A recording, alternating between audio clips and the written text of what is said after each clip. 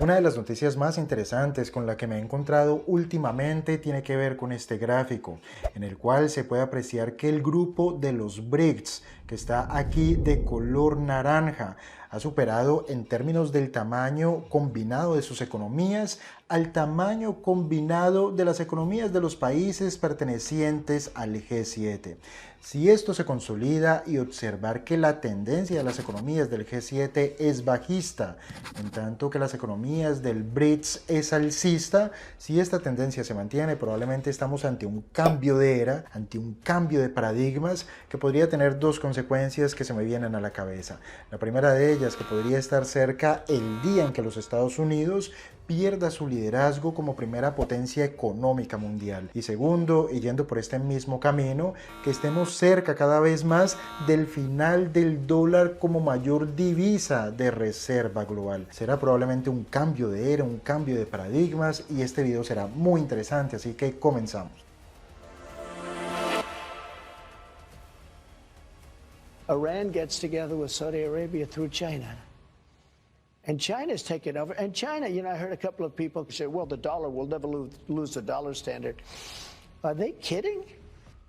China wants to change the standard, the currency standard. And if that happens, that's like losing a world war. We'll be a second-tier country. We'll literally be a second-tier country if that happens. Como lo dije al principio, este es uno de los gráficos más interesantes que me he encontrado últimamente. Los BRICS, que son economías emergentes, conformadas por Brasil, Rusia, India, China y Sudáfrica. El tamaño combinado de sus economías ahora mismo supera al tamaño combinado de las economías pertenecientes al G7, que son los Estados Unidos, Canadá, Inglaterra, Italia, Francia, Alemania y Japón. Observar que tal como se muestra en esta imagen, el G7 ahora representa el 30,7% del conjunto de la economía mundial. En cambio, los BRICS ahora mismo representan el 31,5% de la economía global. El G7 representa en términos de población a más o menos 800 millones de personas. En cambio, el grupo de los BRICS representa a más o menos 3.200 millones de seres humanos. China e India, por ejemplo, son los dos países con mayor densidad poblacional del mundo.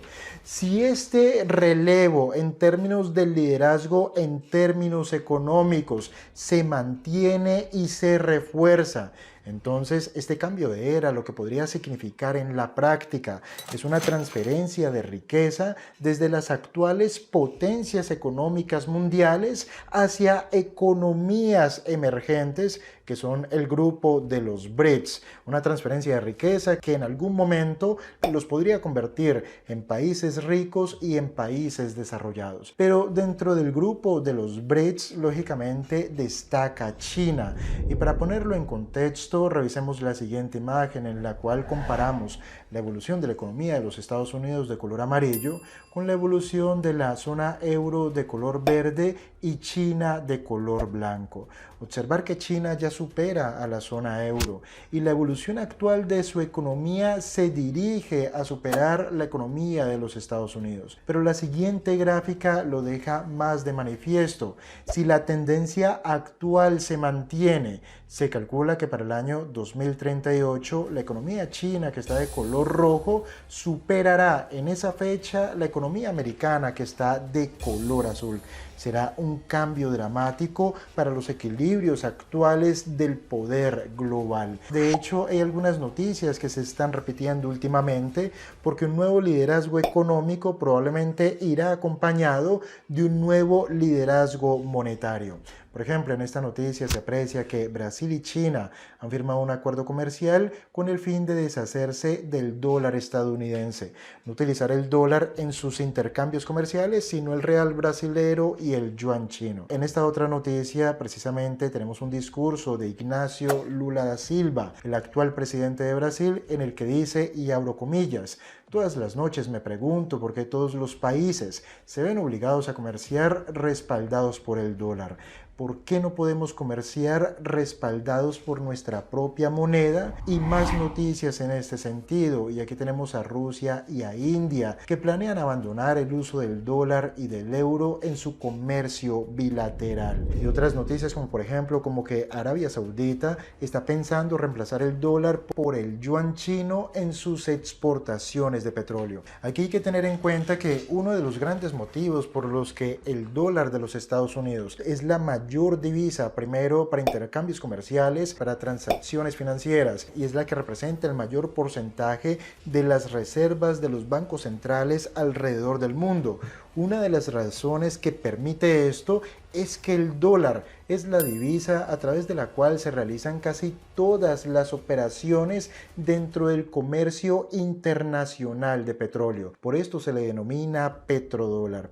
Pero, ¿qué ocurriría si la mayor cantidad de estas transacciones petroleras no se realizaran en dólares, sino en yuanes chinos? Sería un gran cambio. De hecho, lo que se aprecia con estas noticias es que China ya no utiliza el multilateralismo, sino que utiliza acuerdos bilaterales, país por país, con el fin de ejercer su liderazgo para poner a su divisa, que es el yuan, en el centro de las transacciones comerciales y de las operaciones financieras a escala global. Esto es un hecho y es evidente.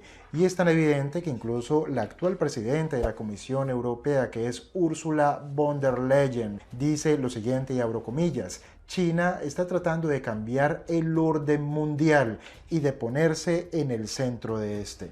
Por lo tanto, bienvenidos al nuevo orden mundial. Un nuevo orden mundial en el que el liderazgo se transfiere desde las actuales grandes potencias occidentales hacia países emergentes como China, India, Rusia, Brasil y Sudáfrica. Pero pensar en que el dólar de los Estados Unidos pueda perder su liderazgo no es descabellado, porque la historia ya nos lo ha mostrado. Nace un imperio y con cada imperio ha nacido una nueva moneda hegemónica para realizar las transacciones de comercio. Ocurrió, por ejemplo, con el florín de Florencia entre 1300 y 1450, con el ducado veneciano. También ocurrió con el real portugués, cuando Portugal era un imperio, era una potencia, con el real español entre 1500 y 1800, y así hasta llegar a la libra esterlina, que fue dominante entre 1800 y 1900, hasta que apareció el dólar estadounidense, que se convirtió en la moneda hegemónica cuando Estados Unidos se convirtió a su vez en la mayor potencia industrial del mundo, pero sobre todo después de la Segunda Guerra Mundial y del Tratado de Bretton Woods. Pero el hecho es que los movimientos de países como Rusia y China para reemplazar el dólar, tanto para sus reservas como para el comercio internacional, se aprecia, por ejemplo, en sus compras masivas de oro. Este es el Banco Central de Rusia. Aquí se observa cómo durante los últimos años sus tenencias de oro han aumentado significativamente, al tiempo que sus tenencias de dólares y también de euros se han reducido de manera dramática. En el caso de Rusia, sobre todo después de comenzar la guerra en Ucrania. Pero no solo Rusia está comprando oro de manera masiva, también lo está haciendo China. Aquí las compras de China son más que evidentes. Y de hecho, estas compras de oro, de toneladas de oro, parte de bancos centrales como el de Rusia y el de China, entre muchos otros, podría estar explicando la actual tendencia alcista en el precio del oro, que al momento de grabar este video marca máximos históricos de todos los tiempos. Es interesante ver cómo a medida que China aumenta sus tenencias de oro dentro de su balance de reservas internacionales, al mismo tiempo, como se observa en esta gráfica, reduce sus tenencias de bonos de los Estados Unidos. Aquí lo que se puede ver es que desde el año 2014 las tenencias de bonos americanos en China se han reducido desde los máximos de 2014 en 1,3 trillones de dólares hasta el saldo actual en torno a los 860.000 millones de dólares, que es una gran cantidad de dinero, pero que es el saldo mínimo no visto desde el año 2010. Y también, al mismo tiempo que reducen sus tenencias de bonos, también reducen sus tenencias de dólares dentro del balance de sus reservas. Aquí hay que tener en cuenta que tanto el dólar como los bonos emitidos por el gobierno de los Estados Unidos son considerados como activos refugio o como cero riesgo, por lo cual tanto el dólar como los bonos americanos representan la mayor parte del balance dentro de las reservas internacionales de la mayoría de los bancos centrales del mundo. Pero aquí hay que agregar algún contexto, sobre todo a través de las cuentas nacionales de China, porque hasta este punto lo que podríamos suponer es que la reducción en la tenencia de bonos americanos y la reducción en la tenencia de dólares por parte de China hace parte de una estrategia para intercambiar activos estadounidenses, por ejemplo, con otros activos considerados refugio como el oro. Con el oro darle respaldo a su divisa nacional, que es el yuan, con el fin de irlo moviendo hacia convertirlo en una divisa de reserva global. Pero las cuentas nacionales de China ahora mismo están contando otra historia. Lo que estamos viendo ahora mismo de color rojo es el balance de la cuenta corriente, de color azul las exportaciones de bienes y de color verde la exportación de servicios. Observar que la tendencia es bajista. Aquí hay dos variables importantes. Dentro del balance de la cuenta corriente se cuenta el saldo positivo o negativo de la balanza comercial. Por ejemplo, pues si las exportaciones son superiores a las importaciones, este saldo positivo se suma al balance de cuenta corriente. La otra variable son los flujos de entrada y de salida de divisas extranjeras. Por ejemplo, si el flujo de inversión extranjera directa es mayor a las salidas, por ejemplo, de dividendos de filiales hacia matrices en el extranjero. Si este saldo es superior, entonces ese saldo positivo suma al balance de cuenta corriente. Pero aquí lo que estamos viendo es un balance que tiene tendencia negativa. ¿Por qué esto es importante? Porque si, por ejemplo, tus saldos de balanza comercial son positivos y tus saldos de divisas extranjeras también son positivos, entonces estos saldos positivos los puedo integrar al balance de mis reservas internacionales. Y si este comercio o estas transacciones son en dólares, puedo decidir dejar los dólares o utilizar estos dólares para comprar bonos. Hasta este punto, y tal como se aprecia en esta gráfica, el balance de cuenta corriente es bajista. Y esto lo que querría decir en principio es que China cada vez tiene menos dólares para tener dólares en su balance o para invertir en bonos, y que por lo tanto esto podría explicar la tendencia bajista, tanto en la tenencia de dólares como en la tenencia de bonos de los Estados Unidos, por lo cual no se trataría de una estrategia maquinada por el gobierno chino, sino que hace parte de su realidad económica actual. Recordemos que China durante muchísimos años se ha beneficiado de tener unos salarios muy bajos, que es lo que se aprecia en esta gráfica: la evolución de la masa salarial en los Estados Unidos y la evolución de la masa salarial en China. ¿Qué quiere decir esto en la práctica? Que era mucho más barato fabricar o producir en China que producir en los Estados Unidos, o que producir en Europa, o que producir en Japón o en otros países del mundo. Pero tal como se aprecia en esta imagen, la brecha salarial entre los Estados Unidos y China cada vez se va reduciendo. China, a partir de los 80s, se comenzó a convertir en la gran fábrica del mundo.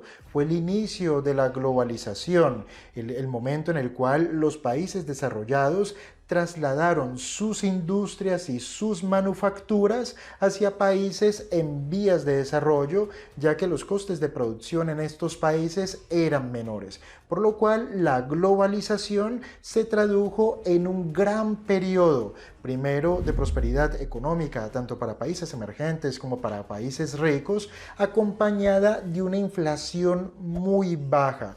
Y gran parte de esta inflación baja desde la década de los 80 se ha explicado por estos bajos niveles salariales, no solamente en China, sino también en la India, en México y en todo el mundo en vías de desarrollo. Pero a medida que China ha ido evolucionando desde un país de muy bajos salarios hacia un país con una clase media bastante grande, durante los últimos 20 años, más de 700 millones de chinos han salido de la pobreza. Al principio eran personas a las que les pagabas con un plato de arroz, pero ahora mismo todas esas personas que estaban en el campo, a medida que se educaban y se iban a las ciudades y entraban a trabajar en las fábricas, aumentaron sus salarios, enviaron sus hijos a las universidades, se compraron casas, se compraron departamentos, por lo cual el estilo de vida comenzó a subir a medida que los salarios comenzaron a subir. Esto es bueno, pero a medida que China se ha ido desarrollando, China, la India y otros países se han ido desarrollando económicamente,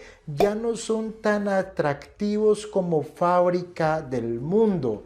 Pero es que además, a medida que tu economía se hace gigante, cada vez se hace más difícil crecer a las tasas a las que ellos venían creciendo. Es más fácil tener altas tasas de crecimiento cuando tu economía es pequeña y sencilla, pero es más difícil mantener estas tasas de crecimiento cuando tu economía es mucho más grande y compleja. Llegados a este punto, quiero comentar lo siguiente. El aumento en las tenencias de oro de China, al mismo tiempo que reduce sus tenencias de bonos y de dólares, se puede deber a la actual evolución de su situación macroeconómica. Pero el aumento en las tenencias de oro de China y también de Rusia y de otros países puede tener explicaciones, por ejemplo, en la pérdida de valor sistemática que ha tenido el dólar de los Estados Unidos durante los últimos años, pero especialmente a partir del año 1971, cuando Richard Nixon anunció al mundo que el dólar ya no iba a tener una contrapartida en oro, es decir,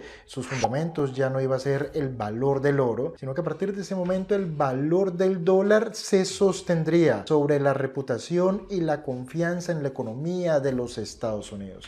A partir de ese momento, la emisión monetaria se disparó. Y la emisión monetaria ha conducido a la pérdida de poder adquisitivo del dólar. Pero es que además esta mayor emisión monetaria, que la veremos a continuación, ha ido acompañada de una emisión de deuda estratosférica, que es el gráfico que estamos viendo en este momento. Solamente por poner un ejemplo, desde el año 2020 hasta la fecha, el gobierno de los Estados Unidos ha emitido 7 trillones de dólares. Esto tuvo su explicación por el COVID y la implementación de subsidios y lo que se conoce como el helicóptero monetario para evitar que la economía se hundiera. Pero ¿cómo ha financiado el gobierno esta masiva emisión de deuda? A través de la emisión masiva de dinero, que es lo que estamos viendo en este momento, a través del M2. Observar que la cantidad de dinero que circula en la economía no ha hecho sino subir. Pero a partir del año 2008, época de la gran crisis financiera mundial, esta emisión monetaria dio un pequeño salto, pero el verdadero salto olímpico ocurrió a partir del año 2020, donde a través de una política monetaria cuantitativa se financió el mayor gasto público para evitar que la economía, no solamente de los Estados Unidos, sino también la economía del mundo colapsara. Pero por ley de oferta y demanda, entre más emisión o entre más oferta de algo tenemos, el precio de ese algo tiende a caer si la demanda se mantiene constante. Creo que aquí hay mucho de la explicación para que algunos países o muchos países estén intentando reemplazar al dólar porque empiezan a percibir riesgos como moneda de intercambio en sus transacciones comerciales y financieras y también como moneda de reserva global. Mucha deuda y mucha emisión monetaria. Vámonos a los datos para intentar comprender si realmente está cerca el momento en que el dólar pierde esa hegemonía y ese liderazgo. En este gráfico o en esta imagen estamos observando el rol del dólar en la economía internacional. Aquí observamos que tiene liderazgo en términos porcentuales en operaciones de pago a través del sistema SWIFT, también como parte de las reservas internacionales de los bancos centrales, también por volumen de transacción en el mercado de divisas global o en el comercio internacional, etc. El dólar sigue siendo líder en cada uno de estos aspectos. Pero ahora miremos la evolución del dólar y comparemos con la evolución, por ejemplo, del euro, del renminbi chino o del yen japonés. Observar que el dólar, que está de color verde, sigue siendo líder, aunque la tendencia es bajista. En tanto, el euro mantiene su posición más o menos constante. Pero esto podría tener una explicación. La evolución en tendencia bajista del dólar podría tener explicación en el nacimiento del euro, que es lo que estamos viendo en este momento. El euro de color amarillo y el dólar de color blanco. Observen que desde el año 2000 el dólar tiene tendencia bajista, pero es porque nace el euro. ¿Quiénes están en el euro? Las mayores potencias económicas europeas. Por lo tanto, la zona euro es hasta este momento, o lo era, la segunda región económica más rica del mundo, por lo cual su nueva moneda tendría un papel protagonista dentro de las transacciones comerciales globales y como divisa de reserva mundial. Por lo tanto, el euro empieza a ocupar un espacio y ese espacio lo pierde el dólar. Pero vamos un poco más allá para verlo en perspectiva. Aquí lo que vemos es que el liderazgo del dólar como moneda de reserva es indiscutible, representa casi el 59% de las reservas internacionales. El euro es menos de la mitad, casi un 21%, el yen japonés un 5,5%, la libra un 4,8% y el yuan chino es el 2,8%. Ahora, miremos un poco la evolución entre otras divisas del yuan o del renminbi chino. Observen que el dólar, que está de color verde, se recupera y su posición de liderazgo es indiscutible. El euro también se recupera y el renminbi chino, que es de color rojo, comienza a tener su espacio. Sigue siendo un espacio insignificante en términos de reservas internacionales en su composición, pero comienza a hacerse un hueco a través de los distintos acuerdos que está llevando a cabo China de manera bilateral con muchos países. Ahora lo que estamos viendo es las distintas divisas en las operaciones de comercio internacional. La posición dominante del dólar es indiscutible, pero esta posición dominante del dólar se explica porque tiene una posición dominante en las operaciones de comercio internacional del petróleo. Y el comercio de petróleo representa más del 85% del comercio internacional, no solamente de materias primas, sino de todo tipo de productos. Mientras las operaciones petroleras se sigan haciendo en dólares, el dólar mantendrá el liderazgo en el comercio internacional. Y para finalizar, aquí lo que tenemos son las emisiones de deuda denominadas en distintas divisas. De color verde el dólar, de color azul el euro y de este otro color tenemos al yen. Observar que la mayoría de los países que realizan emisiones de deuda en divisas extranjeras prefieren el dólar. ¿Por qué? Porque los mercados financieros más sofisticados, más líquidos y más diversificados están en los Estados Unidos. Por lo cual, si emites deuda, tienes que aspirar a vender esa deuda en los mercados financieros estadounidenses. Aquí el dólar, por lo tanto, tiene un liderazgo. Ya para finalizar, es evidente que China ha tenido un gran progreso y que este progreso lo está llevando en la dirección de superar, en términos del tamaño de su economía, a los Estados Unidos. Ya superó a la zona euro. Pero hay que decir que la economía china es grande porque allí hay 1.300 millones de seres humanos. Pero cuando vamos al ingreso per cápita, el ingreso per cápita de China está en los $12.000. En cambio, el ingreso per cápita en los Estados Unidos está en los $80.000. Hay una gran diferencia. Otra cosa que quiero decir es que China tiene control de cambios. Por ejemplo, nadie puede retirar dólares por una cantidad superior a los $50.000 por año. Ningún ciudadano puede mover grandes cantidades de dinero o retirar grandes cantidades de divisas. Eso es control de cambios. Pero es que además China acostumbra devaluar el yuan para favorecer favorecer a sus exportaciones. Sería muy difícil tener yuanes como parte de mis reservas internacionales sabiendo que China arbitraria y artificialmente lo puede devaluar para favorecer sus exportaciones. El control de cambios, la devaluación artificial del yuan y que China es un país comunista, la intervención del Estado, la intervención de los políticos en las distintas actividades económicas o en la asignación del capital o en favorecer a distintos sectores de la economía, este tipo de circunstancias no favorecen que China se convierta en la primera potencia económica del mundo y tampoco favorece al yuan en su proceso de convertirse en una divisa de reserva global. Indiscutiblemente lo que tiene el libre mercado es que permite a los agentes económicos libremente tomar decisiones de gasto, de consumo y de inversión, y que el gobierno no cumple un papel trascendental en la asignación de los factores.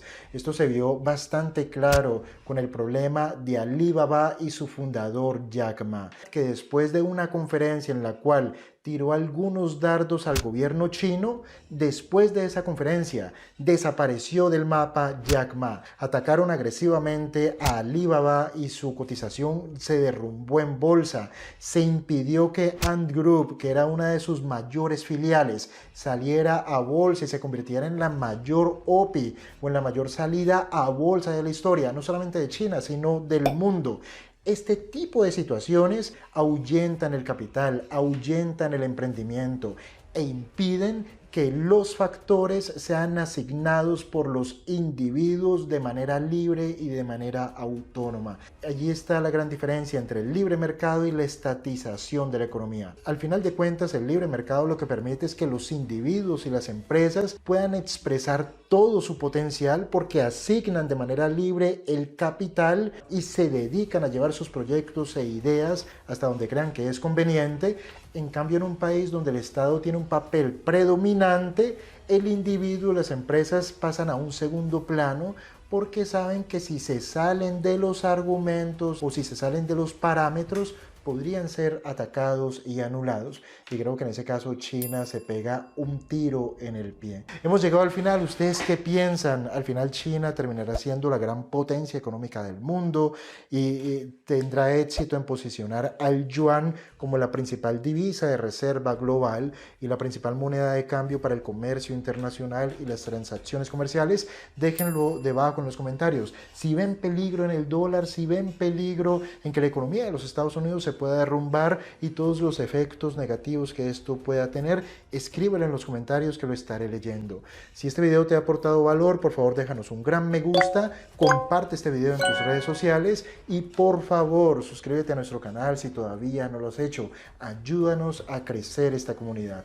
Nos vemos, muchas gracias por tu atención y nos vemos en un próximo video. Hasta pronto.